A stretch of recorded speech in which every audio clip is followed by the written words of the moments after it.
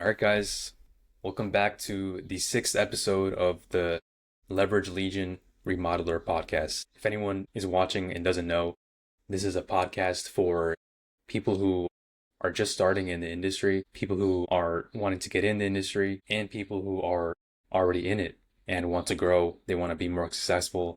They want to hear other people's stories, not make the same mistakes that other people did. And so today we have our very special guest, Richard. Could you introduce yourself? Hi, Eric. How you doing? I'm Richard, and I'm the founder of Handyman Richard LLC, the founder and owner of Richard Handyman LLC, and we're located in New York. Awesome, man. And I guess you can take us back to the very beginning. How did you start this? How I started it, I started it from the pandemic. So it actually was started. So before I worked in the hospitality industry. When the pandemic hit in 2020, the entire industry shut down and I was laid off. It was a scary and uncertain time, but it also gave me the unexpected push to take my handyman skill and start helping people in a whole different way. Mm. Yeah. So you said you were laid off. Did you have like a job before that, or like what was your career? Right. My career was working in the hotel industry as a maintenance. So I work with tools. I work around fixing stuff around the hotel, and also with my background working as fixing stuff around the house. So when the pandemic did happen, I was laid off for about 2.5 years, and I start, saying, where and how I'm gonna actually start doing this. So I get some tools and I start reaching out to people working from home, start doing assembling jobs, mounting TVs, and that's how I actually started. Even though it's still after the pandemic, I went back to my 9-to-5 job. So I'm still doing my 9-to-5 while I still doing the handyman business on a side job, because now I have guys who I actually sub the jobs to as well. Oh, cool. So you have your career in the hotels, and then you also you have the handyman job, and you're trying to grow that, right? Absolutely. Awesome. And how's that going? Like, I guess now, like, have you gotten a team yet, or is it just like you're solo? When I first started, yes, I was solo by myself. Now that it gotten bigger, wider, I have a team who have guys who specialize in many different areas. I have electricians, plumbers, and guys who do handyman work, carpentry, just about everything around the house, you name it, we do. Cool. And I mean, what kind of made you want to get in the industry? Like, what was the motive? The motive mainly was I was home at the time, so it pushes me more because of the pandemic. So I was sitting home, wasn't working, wasn't doing anything, and based on the skills that I have, and I know a lot of people was home at the time, I started creating some cards and stuff, and going around issuing out the cards, and that's how I actually started. And do you think it was easy to enter the industry, or did you have to have money or experience? Well, a bit. It's a bit hard to the level that you want to take it to. In terms of being in an handyman is also to get to a different level where it's best you'd have to have your home improvement license. If you don't have, in New York, if you don't have a home improvement license, you're limited to the amount that you could collect on a job. The minimum is $200. So if you have that license, then you will be able to charge more. And also you have to have business insurance that open opportunities and more avenue of getting more jobs when you have the business insurance. So those are the thing that I would say, if somebody want to get into this business, you have to make sure that you have all of those stuff to be considered to get more of the better jobs. And did you have to enter like a trade school to get that, or what did you have to go through? Well, from my background, with a little of that, and then from my job, the union from my job, Yes, so I've experience of going to classes to get some electrical experience and plumbing experience. So with that also, I take that out there in the industry as well. So that will help me to pursue Mm. more on the craft out there. And how'd you get your first job? Was it through a referral? Did you have to reach out to other people? Uh, My first job was on a platform called Thumbtack. Mm. So I created an account, and my first job was a job in Staten Island installing a ceiling fan. That Mm. was my first very job. And from there on, you start getting reviews because that's something that helps you, the reviews, to actually take you to become a pro. And from there, that's when, I open a Google page and, you Mm. start going on all of these platforms to get reviews. And, that's how it actually blossomed. Oh, so you got more reviews.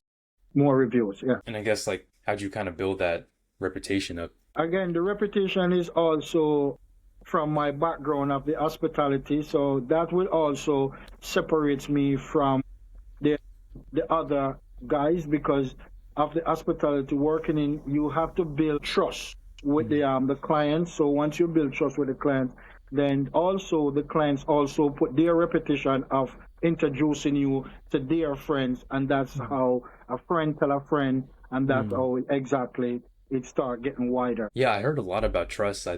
That's one of the most important parts. How do you build that trust with your customers? First, and I always implement this with the guys who work for me as well, is one of my first thing as just when I'm going into your house, before I step over that threshold, I introduce myself by giving you my ID. That's the first way of building trust. You meeting someone for the first time, you show them some form of identification. You're Mm. going into their house, they don't know you, you don't know them. So that's a way of building trust by identifying yourself, knowing that I could trust this person. So that's one of the way for me to build trust Mm. of showing my ID. I know there's a lot about like pricing and estimating. Is there any way like you estimate the jobs? Like do you use any software for that? Now, for that, I would have to actually give credit to a colleague of mine who work. His name is Sam. Mm. He's actually the one who deal with that. So once it get bigger, because I'm more hands-on person, he's more on the technical side. So when it comes on, he's the one who actually do and take care in Mm. that part of the the project. Cool. So he's part of your team, right? He's part of my team. Mm. Yes, he's dealing with the marketing and Mm. the marketing side and stuff like that. So I'm more hands-on. I go, I meet, and I do measurements and meet with the clients. And once I do, then I'll do also the dispatching. Mm. I'll know who to give what, who's stronger in what area, and that's how I Mm. dispatch the jobs with the technicians. You think it's important to have a team, or do you think you could just be solo? Like, what do you think could be more successful? Starting out solo, so you know the ins and outs. You know what to deal with by starting solo. After then, you could start creating a team, and once you create the team, then it would be better having a team because that would still give me the opportunity to still do my 9 to 5 while I'm still Mm. doing this on the side. Mm. So with your 9 to 5, like, how do you balance the work? Is it you do it before the 9 to 5, or is it after? Right. So my 9 to 5, my hours is from 3:30 until 11 in the night. So that will give me the opportunity to still do more before getting into Mm. work, and I get 2 days off. And on those 2 days off, I'll take on more Mm. on my days off. But it gives me the opportunity I could still go do a measurement, go do a walkthrough before I go into work. Mm. So that gives me the balance because of working at that time in the evening shift. Mm. Do you think there's ever going to be a time where your handyman job will replace the 9 to 5? Yes and no. I would say it has a balance. So the 9 to 5, if something was to happen again, like the pandemic, then sure I'll be 100% vested in the handyman job. And if something was to happen on the handyman job site, then I will still have the balance to stay on my 9 to 5. Let's say another pandemic happens. What would you do in your current handyman job? I would actually take on more in terms of more hands-on. I will go back to the fact that, I could take on more work. Like, again, as I said, from my first job, I'll start, installing toilets, faucets, ceiling fans, stuff like that. So for now, I'll go look at those jobs, look on certain jobs, and I'll dispatch them for the fact. So I'll still do that and still be more hands-on in the field. And with the jobs that you're getting, what are the most common jobs that you're, like, I guess, what is the most ideal job that you would like to take on? It's more like repairing, like someone have a basement and they want to convert it, or they want to put a bathroom in the basement. They want to, do renovation on their kitchen, bathrooms. So those are the more common jobs that we take on. Those are the more common jobs that comes in. And most of our jobs is coming in on Google. So you'd say like remodels, right? Remodels, yes. And we do commercial work as well too. Cool. And you said your leads come through Google. How's that? Do you have like a profile set up? How does that work? Yes, I do have a profile set up on Google with, I'm proud to say, it's on 155-star review, and that is not really easy to maintain. Again, it separates me because of the hospitality field. That, I think, has a big impact of me actually keeping those reviews at that amount. How long did it take you to get to those reviews? Was it like a couple years? Yes, so I would say 2020. So I would say it would take me up to maybe about 2.5 to 3 years to get those reviews. So in your business, has there ever been any like rough seasons or like slow seasons where things didn't seem very certain? Yes, usually it will be from January up to about January, February, March, up to about March. After March going on, then it start picking up. Like now it's actually busy. It's a busier season from that time coming down. But in the January coming down, just after the Christmas and New Year, it gets a bit slow. So the winter time, it gets slow. Yeah, I hear that pretty often. Why do you think that is, that it slows down during the winter? I think because of the holiday season, a lot of people is also spending up, buying a lot of other stuff rather than, doing anything around the house.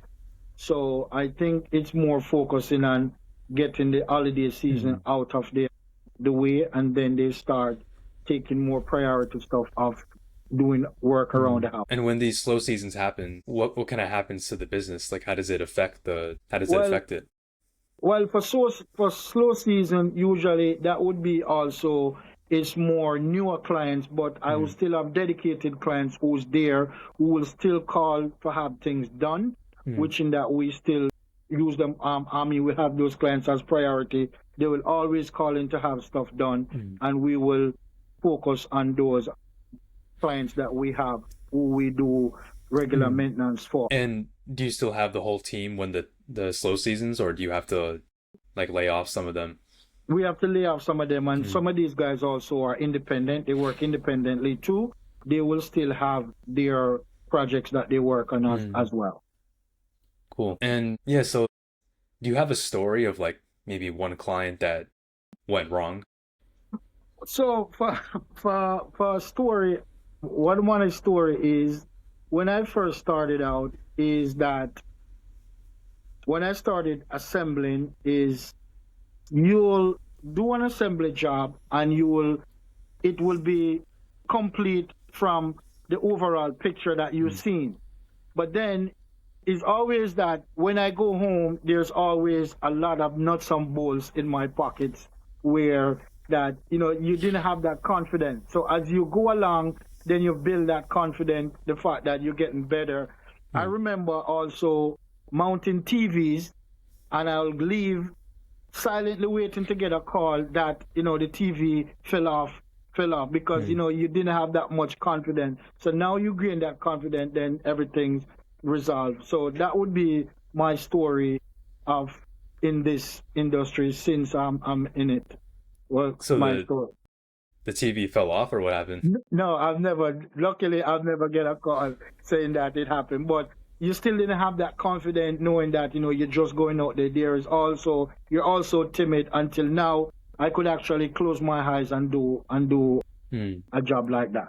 So that is why I also said it's best for you to go out in the field and have that experience before also creating a team. So you really have to get that experience before. Yes, you have to get that experience before. Did you have like a apprenticeship, or how did that work? Yes, so usually an apprenticeship, you start small. So you start doing assembly, which in that is much more easier.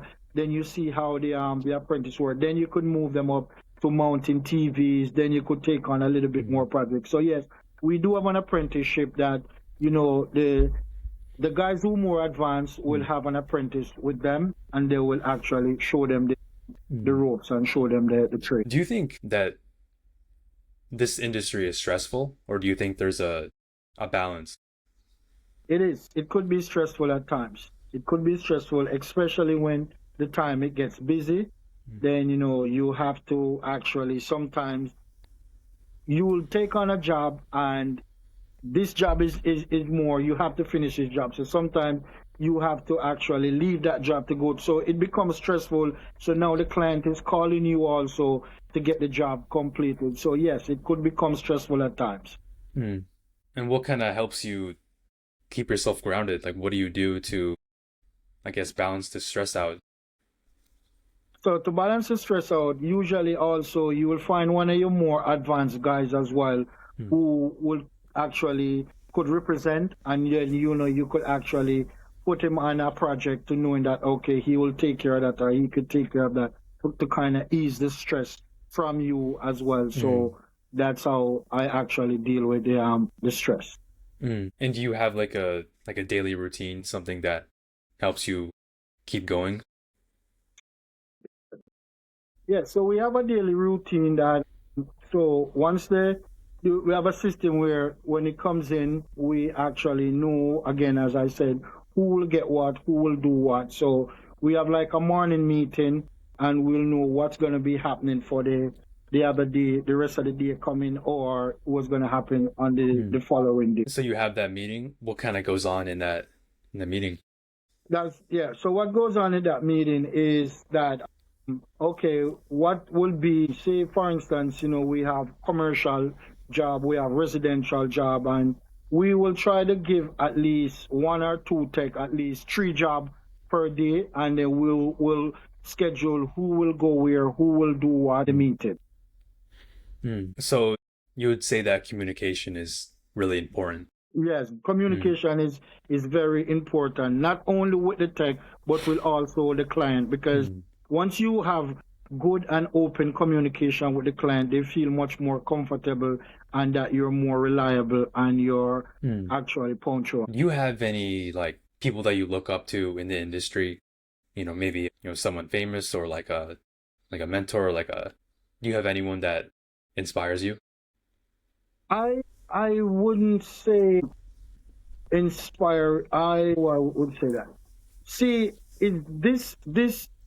how I actually started, it happened is just a natural out of necessity while it happened. So in the process of going, yes, I may have somebody that I actually see, and I would say, okay, from how they dealt with business, and I kind of pattern that way to say, okay, I like how they go about it. But that person is not really a famous person. That person would be, I would say, probably from my dad, because this is something that in his background. So that is why I get that. And one of the key things for me learning from him is saying that once you do something and you see there's a fault, the client is going to see it as well. So I use that in my daily routine, knowing that that's what make me to be as good as what I'm doing. Looking at if I'm doing something, I know that the client is going to find the fault as well. So that's Mm. one of my biggest inspiration, I would say, from my dad. Cool. And what else has he had? What other pieces of advice would you say he's given to you? One of the most advice as well, don't rush to do anything. Because sometimes you'll get a job and the client will also want you to give them an estimate right there and then. It's best for you to go away, think about the job, think about it properly, and don't answer right there and then. It's best to always make sure that you think about what you're doing rather than just trying to rush there and then. So that's of the two very important lessons I have in this job moving forward. So don't rush to sell the job or estimate it. Yeah, don't rush to estimate the job. Mm. Never you to rush to estimate the job, because sometimes rushing, it leads to that you could actually don't do the right thing. So always take a time out, take some time to think about it properly and process it the right way before moving ahead with it. And I've seen it works a lot. And I don't know if it's something that he have seen me done, why he said that, because now he's not here, or if it's something that from his experience. But that was one of the advice he had given to me. And I know there's a lot of like tire kickers, people that want lower prices. How do you stand out from the rest of people or the contractors to, I guess, sell these jobs? So the service that I provide really is also you pay after the service is complete. So if you're not satisfied or there's an issue, we could negotiate and we could talk about price just because of how you pay, not before the service is complete. So that is what one of the things that actually let me stand out from a lot of these guys. You pay for the service once the service is complete. Do you think there's risk tied to that, or does it always work? There's risk. Yeah, there's a lot of risk tied to that, but it's also letting you know that I'm not really about the money. I'm about you getting a satisfied service. What do you think is one thing that most contractors in your area are not doing? I think most of the thing, as you said, it could get stressful. So what I think most contractors do, what I don't think is right, they will actually take a job. They have multiple jobs. They'll take a job, they'll tie up the job, and then they give the client a running around, and they get the client frustrated. Sometimes even these jobs, they'll take deposit on the job and not showing up. So now they have to move from them and get to somebody now who they could actually feel that they could get their job done in a specific manner. So I think that's some of the things that some of the contractors are really doing, is taking jobs and tying up the jobs and not being straightforward with the client. Why do you think they're not straightforward? They're not straightforward because also if this is a job where you feel that, all right, then, it's not that much as what the other job is going to pay, you could actually put it on the side and you could go back to it the next time. So that's one of the reason why they wouldn't be straightforward with the client. What is one financial lesson that you learned like the hard way? The financial lesson the hard way is not you getting the money and you feel that once you get to a certain amount and you feel that you have enough money and you start spending. So that would be one of the financial lesson. I said, let the money stay and grow rather than getting the money and just spending the money and not making the money grow. So that was one of the lessons that I found out is very important doing a business. So you think it's important to set aside the money that you're earning and set aside the money that you're earning, invest it back in the company? Exactly. Until you know that, all right, you reach a certain amount and because a lot of people, once there's a certain amount of money, you want to buy this, you want to get this, you want to get that, but that's not how it actually works. You have to make sure that, even doing the business, like some people you want to run into a line of credit right away, depending, but if you can have the money to actually let it go by itself and grow, it's better for you when you first starting out. And when you're first starting out and you're earning those with money, what is the first thing that you would invest in your company? The first thing is tools. Tools is the first thing because tools is what make your job easier. You want to have the proper tools. You want to make sure that when you go out there, you have the right tools. So tools is very important for you to be investing in. And once you have tools, you will complete the job and you will get paid. Cool. And do you think those tools like pay themselves off pretty quickly?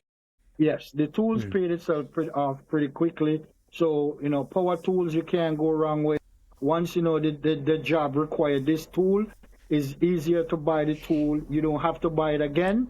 So that's what actually keep the job going. Tools. And besides the tools, what else do you think is necessary to invest in? Would you say maybe marketing or branding? Like what would you do there? Yeah, marketing is a very big aspect of getting, because marketing shift to also the quality and type of jobs that you will actually get, and a certain zip code. When you do proper marketing, you will actually get better jobs over time. So marketing is very important as well. And now we're moving in a digital time, which in that is also very important. And what are things that you invest in, like for marketing?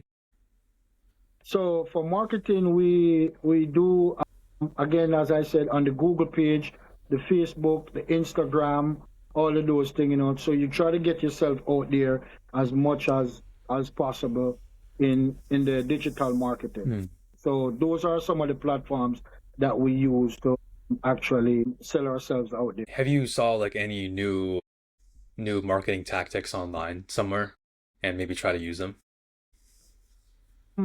For marketing tactics, it's critically much more, again, on that end.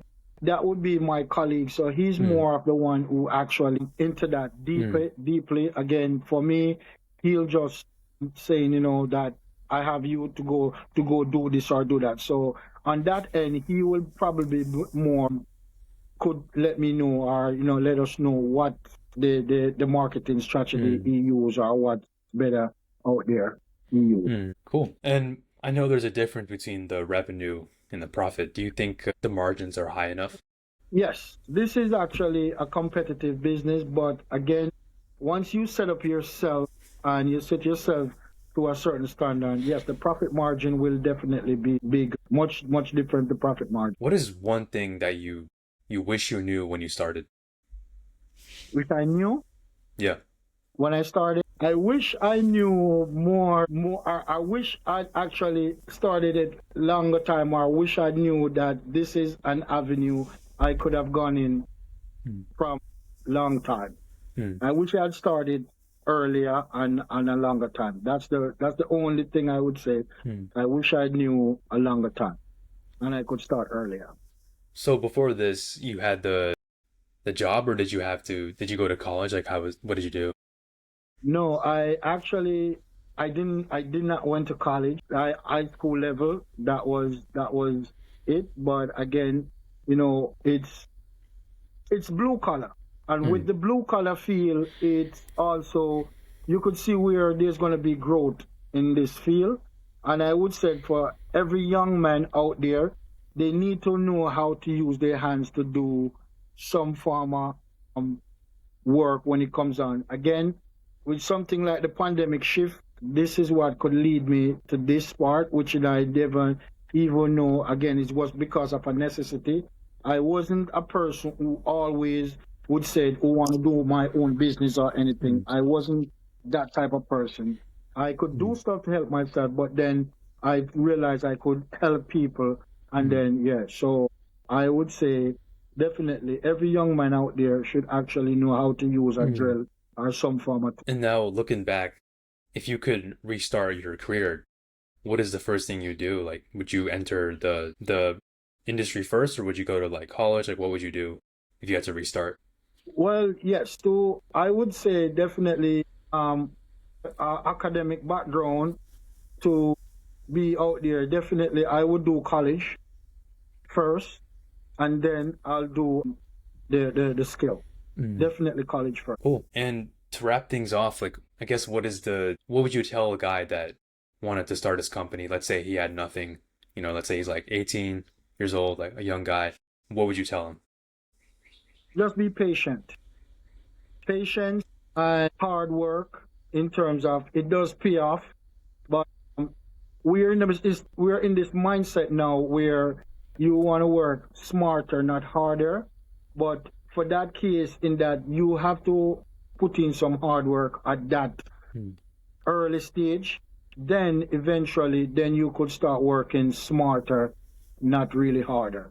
So that's the way I would say. For me now, I don't work that hard. It takes more time. But at first, when I started, I had to put in the work. But now it becomes much easier where I could just meet with client, do all of these measurements and stuff, and then pass the job on. So that's me working smarter. So you have to lift yourself off the ground first, work hard, Right. and then eventually just automate things to make it easier.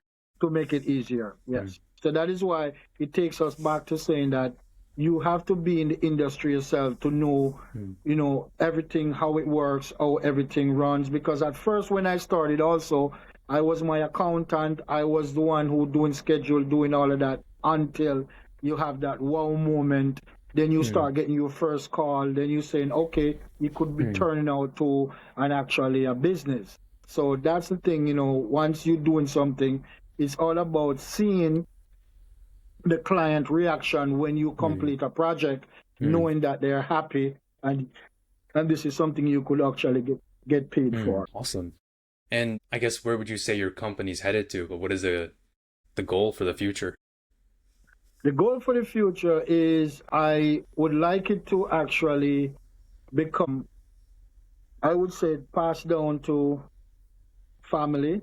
It would stay as long as I could, in the family. I could pass it on to one of the kids if they are interested.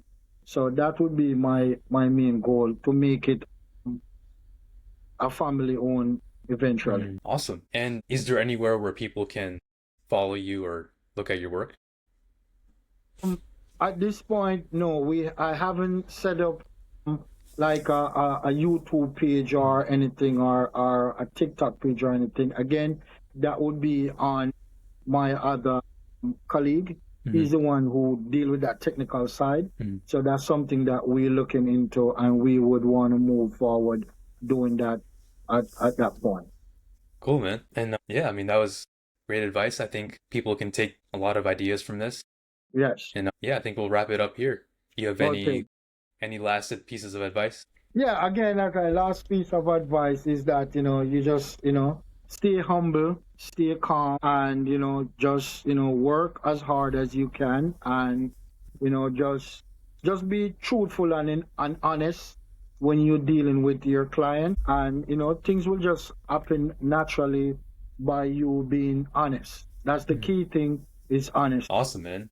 Thank you. If you got value from the episode, subscribe. You have Instagram? Yes, we have an Instagram. Cool. So, you could send me you're going to edit it, right? Yeah, you can shout it out for the video. Do you know the username? No, what's the username again? You mean the username for the Instagram? For my Instagram, I think it's Richie_Handyman. Awesome. I think, yes. Everyone give him a follow, and we'll see you guys in the next one.